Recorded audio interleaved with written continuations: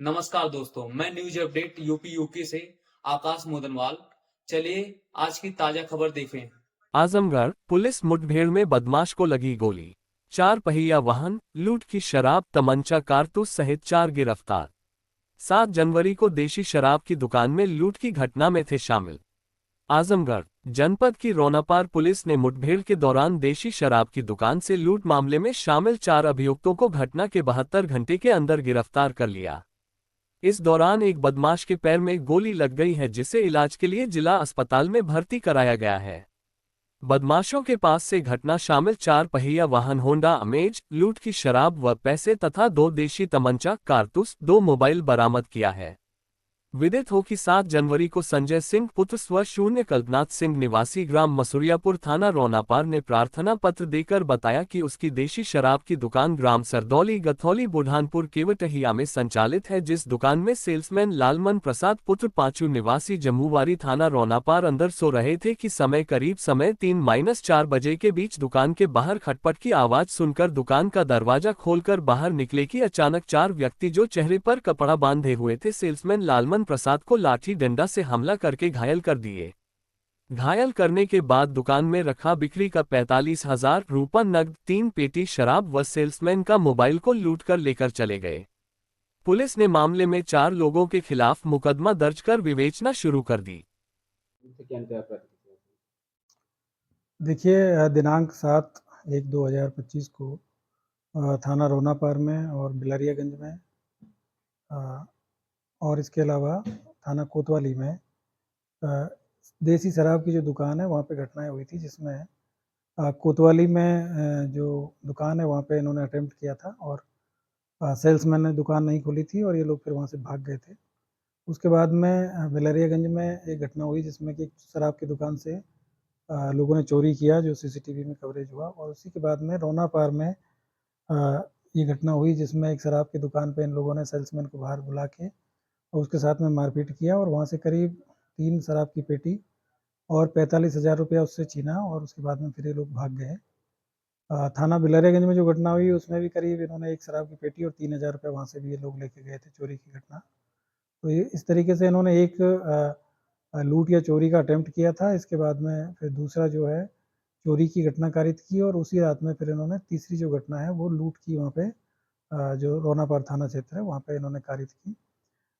इसी पे SP RA और वहाँ के क्षेत्राधिकारी और थाना प्रभारियों की टीम बना के हम लोगों ने सीसीटीवी और अन्य जो साक्ष्य उसके आधार पे लगातार इनकी निगरानी की जा रही थी। आज रात्रि में एक होंडा अमेज गाड़ी जो कि उस घटना में भी शामिल थी वो ट्रैक हुई और उसके बाद में उसको रोकने का प्रयास किया गया, जिसमें इनके द्वारा जो पुलिस टीम है उस पर फायर किया गया और उसी पर जवाबी कार्रवाई में एक जो अभियुक्त है संत रंजन, इसके पैर में गोली लगी है और इसके अलावा बाकी इनमें 3 जो साथी हैं उनको गिरफ्तार किया गया। गाड़ी भी इनके पास से बरामद हुई है। इनके पास से 2 315 बोर के जो तमंचे और 2 खोखा कारतूस मिले हैं। एक होंडा अमेज गाड़ी मिली है और करीब उस जो घटना में जो लूटा है वो 22,500 रुपया और 2 मोबाइल इनके पास से बरामद हुए हैं।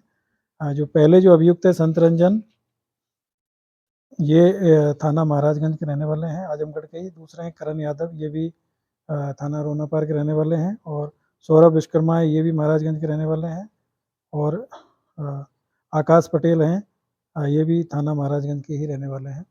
और ये जानकारी मिल रही है कि इनके साथ में उस दौरान जो पूरे दिन इन्होंने जो घटना की तो 2 इनके साथी और थे, जो कि कल रात्रि में मतलब रात्रि में जो घटना हुई है उस समय इनके साथ में थे, जो मौके से भागने में सफल हो गए। तो उनकी हम जाँच पड़ताल कर रहे हैं कि वो लोग कौन थे।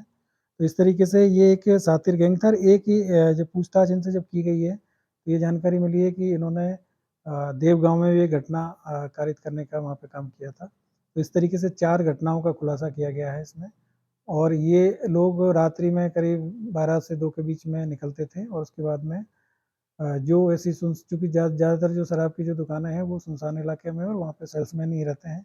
लेकिन सभी जगह सीसीटीवी लगे हुए हैं और ये इसी वजह से इसमें सभी का जानकारी मिली कि इनके द्वारा कौन लोग थे और किस तरीके से उन्होंने घटना वहाँ पे की।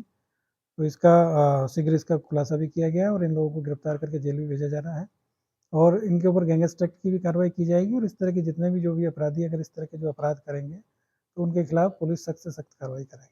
सर इनका गैंग का जो मॉडल क्या था, इंटरकनेक्ट किस और तरीके से वो रेकी करते थे, चार पहिया वाहन का जिस तरीके से इस्तेमाल करते थे सर पूरी घटना में? देखिए, आप सभी को जानकारी है कि रात्रि में जनरली जो शराब की जो दुकान है, चूँकि माननीय सुप्रीम कोर्ट और हाई कोर्ट के निर्देश के क्रम में रोड से दूर थोड़ी-सी बनाई गई है, और लेकिन वहाँ पे सुरक्षा के लिए सीसीटीवी कैमरे भी लगाए गए हैं, और हमारी जो रात्रि पेट्रोलिंग गाड़ियाँ हैं, वो भी उनकी देखती हैं।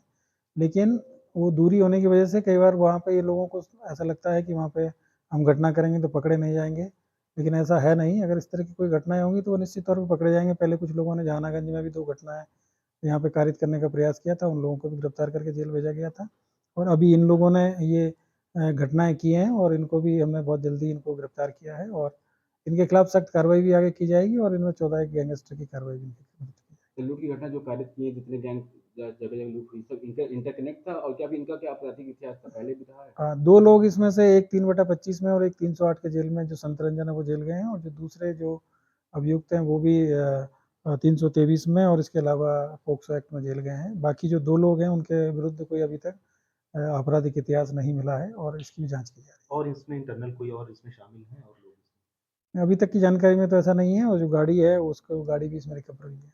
ठीक, थैंक यू। इस खबर के प्रायोजक है गोल्डन बेकर्स एंड डेयरी, जिनका पता है main market Atraulia Azamgarh. Note हमारे यहाँ ice cream, birthday cake, pastry, patties, नमकीन, बिस्कुट, दूध, दही, घी आदि सभी सामान उपलब्ध हैं तथा ऑर्डर देने पर मटर पनीर भी मिलता है।